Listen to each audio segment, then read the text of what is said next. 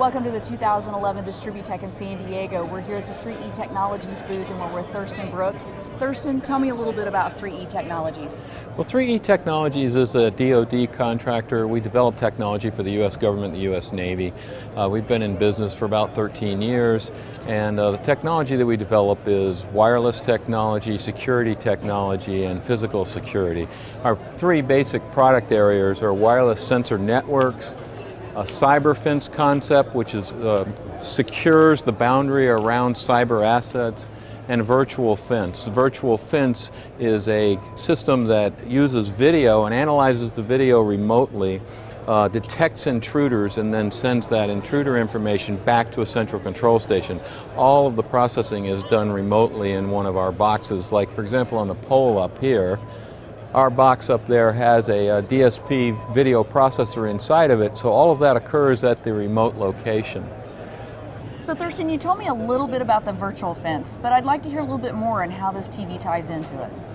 Well, the way VirtualFence works is that when you have an intruder that crosses over a boundary, the system alerts the central monitoring location that an intruder has come into the boundary. So as you see here, we're tracking that intruder as they walk through. This would be a control station, substation, monitoring location, and you wouldn't expect to have an intruder coming into that control station area. So the system detects that and sends that information back to the control station for the security people to monitor and send appropriate action. And so the security person would have several of these screens that they're looking at, tracking several different areas? Well, actually, the way it would work is you'd primarily have only one screen, and you would have several remote sites that you're monitoring at one time. And so when a site has an intrusion, then you would get the intruder alert, and the screen would pop up and show you that you had an issue. So instead of having thousands of monitors on a wall like you see commonly in subway control rooms and other types of things, it would only be a few monitors, and those monitors would then pop up when there was an intrusion and not before.